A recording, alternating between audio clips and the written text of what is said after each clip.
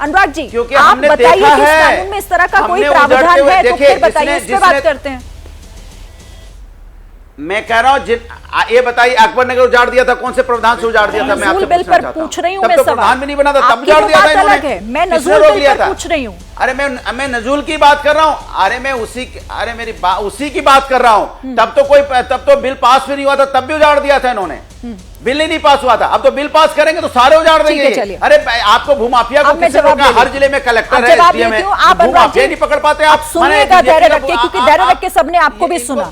आप बार बार अकबरपुर, पंतनगर की बात कर रहे हैं ना।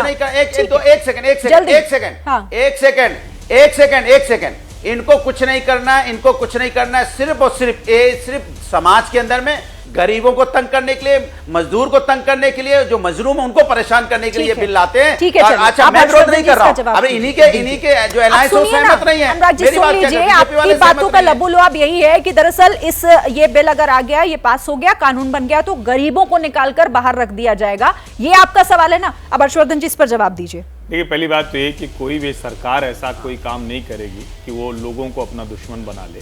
और अकबर नगर का मैंने बताया, और इसका फैक्ट चेक यही है कि वहां जो लोग थे उनको अलग से घर दिया गया प्रधानमंत्री आवास योजना में, नंबर 1। नंबर 2, ये अतीक अहमद की नजूल की जो कब्जा वाली जमीन थी उसको छोड़ दीजिए। कोई ऐसा जिला नहीं है जहां प्रधानमंत्री आवास योजना के तहत घर नहीं बन रहे और वो सब के सब गरीबों को मिल रहे हैं। असली चिंता यही है कि इस तरह की झोपड़ी बंद हो जाए और उसके आगे वो उदाहरण हम दिखा रहे हैं। नहीं, त्रिपाठी जिसका जिक्र कर रहे हैं ना हर्षवर्धन जी, किस तरीके से सार्वजनिक जमीनों का इस्तेमाल हो रहा है, उसके 2 उदाहरण हैं। वो इस वक्त टीवी स्क्रीन पर है, वो टीवी स्क्रीन पर चल रहा होगी। इतनी प्रधानमंत्री आवास योजना मुझे नहीं पता है। क्या बात करते हैं आप? थोड़ी संवेदना रखिए, थोड़ी संवेदना रखिए कि घर गिरा के प्रधानमंत्री आवास आप ले लीजिए ना। आपका घर गिरा दिया जाए, आपको प्रधानमंत्री आवास दे दिया जाए, कैसा लगेगा आपको? कैसी बातें करते हो आप?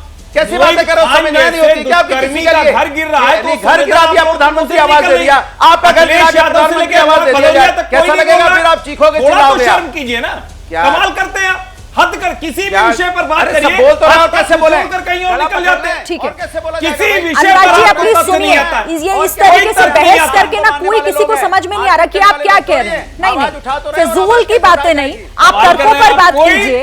मैं आपके सामने उदाहरण भी रख रही हूँ जो कहा जा रहा है सरकार की तरफ से।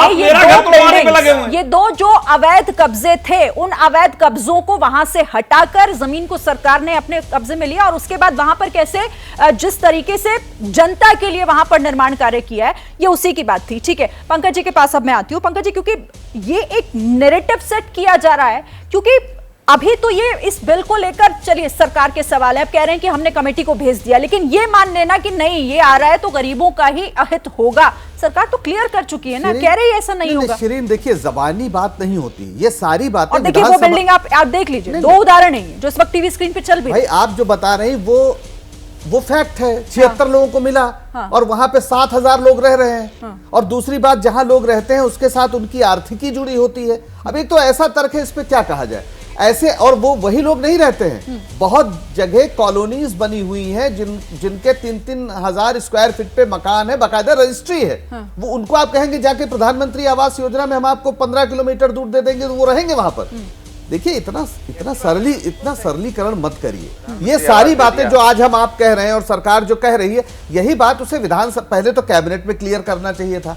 आज अगर उसके कैबिनेट मिनिस्टर्स ये सवाल उठा रहे हैं, हम नहीं उठा रहे हैं, उनके कैबिनेट मिनिस्टर सवाल उठा रहे हैं, इसका मतलब या तो उनको बोलने नहीं दिया गया कैबिनेट मीटिंग में, या उनकी बात मानी नहीं गई। उसके बाद विधानसभा में चर्चा हुई, सारे लोगों ने इसका विरोध किया और बताया इसमें उसका आप वही संशोधन कर देते ना जो आप आज जबानी बातें कर रहे हैं।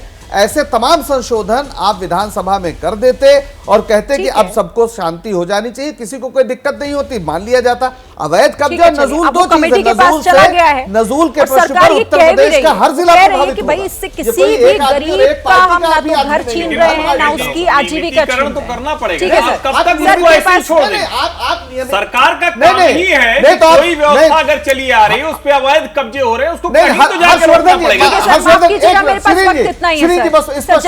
अवैध कब्जा नजूल बिल्कुल अलग चीज है। ठीक है सर, अवैध बस, अब कब्जा मेरे पास कहीं भी वक्त नहीं करेंगे, था, वो अलग चीज़ माफ है, कीजिएगा वो सर। एकदम अलग बहुत बहुत शुक्रिया आप सभी का हमारे साथ जुड़ने के लिए और इस चर्चा में शामिल होने के लिए। जैसे ही घड़ी का काटा दोपहर 2:30 पे आए, बबीता जी का दिल सास बहू साजिश के लिए मचल जाए। और ये है इनकी बहू, पूरे दिन ऑफिस की टेंशन हो जाए गॉन जब ये करें अपना फेवरेट शो फ्री टाइम पे ऑन। इनकी तरह आप भी देखिए अपना फेवरेट शो अपने टाइम पर और डाउनलोड कीजिए एबीपी लाइव ऐप अपने स्मार्ट टीवी पर।